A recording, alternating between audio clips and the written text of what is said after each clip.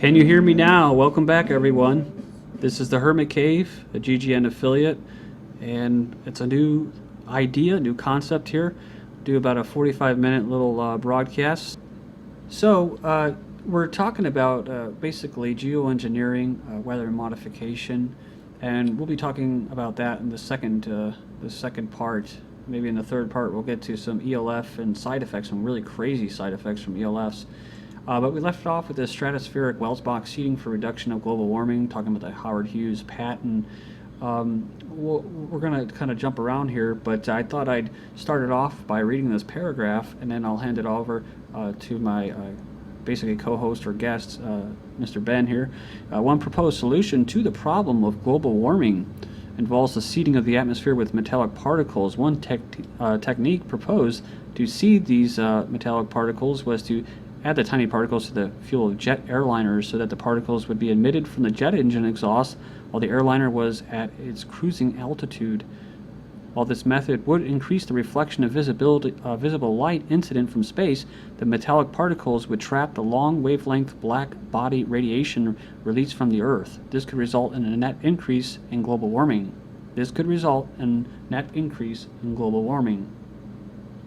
They're quite honest about the effects of this policy that they're carrying out on the people of this entire world.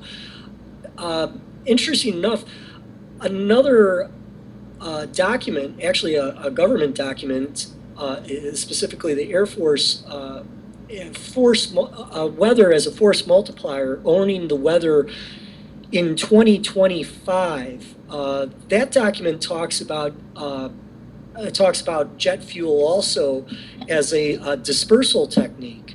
Let's see, it says here numerous dispersal techniques have already been studied, but the most convenient, safe, and cost-effective method discussed is the use of afterburner type jet engines to generate carbon particles while flying through the targeted air.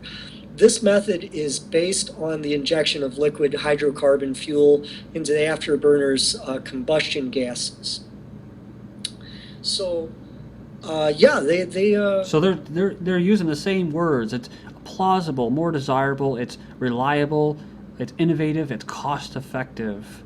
Yeah, that's interesting enough. Even owning the weather in 2025 actually goes on to talk about the cost-effective use of nanoparticles.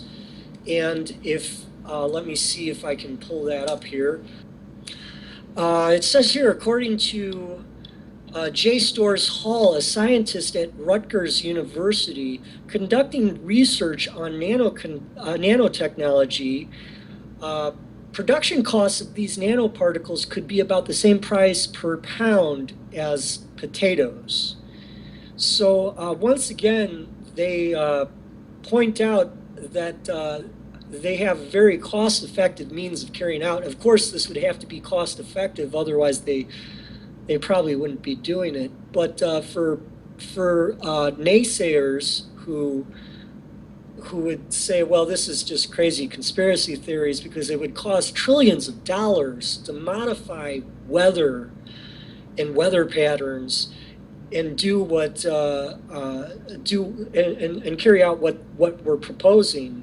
It could just cost astronomical prices, but that's not the case. It's actually quite comparatively compared to most of the things that say the Pentagon and the DoD carries out. This is very cheap. So they're obviously doing it. A lot of this talk about they're going to be doing it. Let's move on here to this, what I was showing here, this HARP status North America, where you can actually see current long wave frequency magnitude readings. But you want to go ahead and read that summary, basically the summary? Oh, sure. Out of the patent here, let's see. This is interesting enough. The summary of the invention that they have in the Howard Hughes patent from 1991 A method is disclosed for reducing atmospheric warming due to the greenhouse effect resulting from a greenhouse gas layer. The method comprises the step of seeding the greenhouse gas layer with a quantity of tiny particles of material characterized by wavelength-dependent emissivity or reflectivity. In that said materials have high emissivity in the visible and far infrared wavelength regions and low emissivity in the near infrared wavelength regions. And here is what's key. Such materials can include the class of materials known as Wellspack materials. The oxide of metals, including aluminum oxide, and also thorium oxide, which is listed elsewhere, are also suitable for the purpose.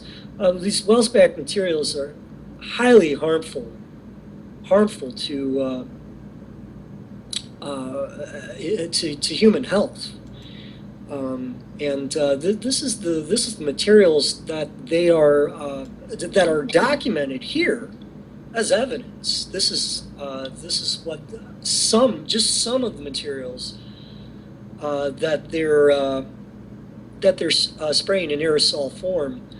There's also other materials that are undocumented, but with research of people such as I believe his name's Richard Carnicon, or is it Bob Carnicon? He's found quite a plethora of different materials contained in these aerosols, some of it quite disturbing, including nanofibers that get into everything, including Well, your bloodstream mostly, and I would imagine it gets into your brain and the blood-brain barrier, just like cell phones and all of this frequencies from cell towers and wireless towers, and these microwaves are shooting up for the weather modification of the ionosphere is all having an effect on us, our physical state, our mental state, and that. But yeah, go ahead. I'm sorry. Absolutely. Something that's interesting about Mr. Carnicon that I remember him mentioning was that he said that he has received blood samples from different people and animals, not just people, but animals included, from all across the country, from every corner of the country. And every blood sample that he's tested contained what he calls Morgellons fibers. So, like I mentioned in the first part, was about how Carnicon was basically discussing the different purposes for this weather modification or aerosols spraying program, because it's not just for weather modification, it's for defense purposes. And so I've covered this article before. You can go in and type out this headline, check it out. NRL scientists produce densest artificial ionospheric plasma clouds using HARP. So they're doing this research is taking place. Unfortunately, we're the test subjects. But all right, so we're going to move on here. I have this article here from May of 2012, the double-edged sword of geoengineering. Of course, they're going to try to trump it up of how great it is, but you look who's actually investing in this technology besides the government, at national laboratories, all kinds of universities, all around the world. So this isn't just something that's happening here in the United States. This is global. Why don't you take it from here, Ben? Yeah, this is from the Earth Institute at Columbia University. The Fund for Innovative Climate and Energy Research, run by David Keith of Harvard and Ken Calderia, and funded by Bill Gates' personal fund, has given out $4.6 million in research on climate modeling, technical feasibility, governance, potential, and risks. But it does not support field testing methods like solar radiation management and ocean fertilization that would actually interfere with the climate system.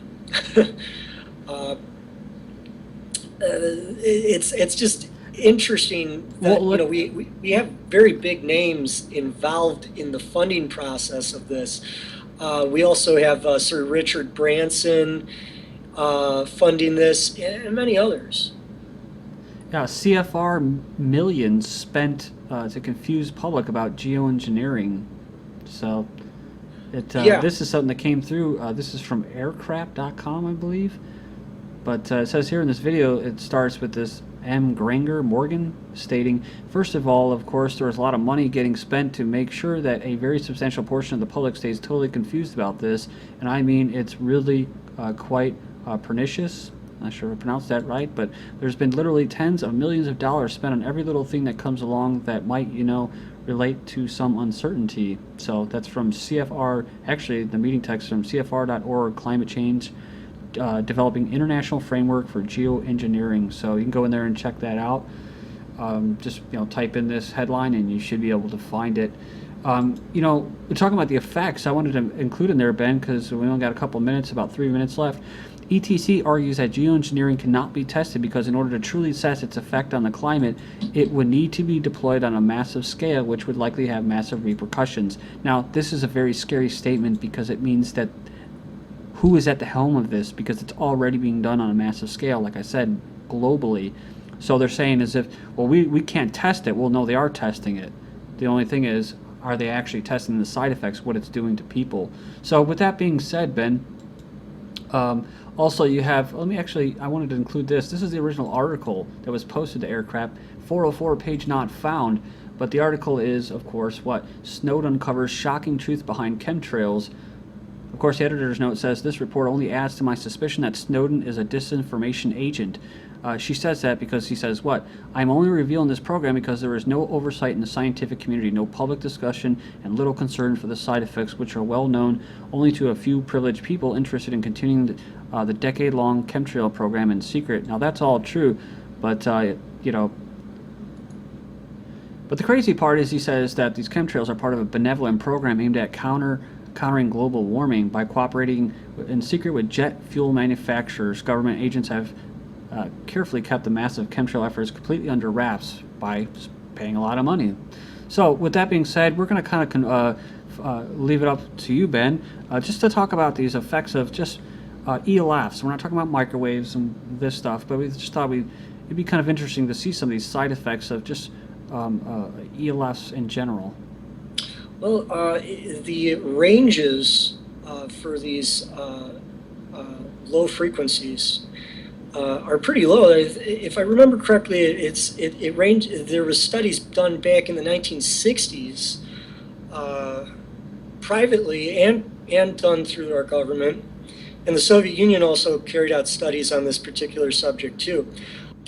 The effects from these frequencies, they cause specifically behavioral effects on people, and this includes anxiety, fear, stress, anger. It can cause mass hysteria. It can cause all kinds of things. Even one specifically that I found particularly frightening is that they can induce the urge to rape a woman in a man. Very frightening stuff. Very frightening stuff. Check it out for yourself. Okay. It's all out there. Well, thank you, Ben. I appreciate that. Maybe we'll get into it on our next show. This was the premiere of the Hermit Cave, a GGN affiliate. I'm Darko. Thank you, Ben, for joining us. Take care, guys.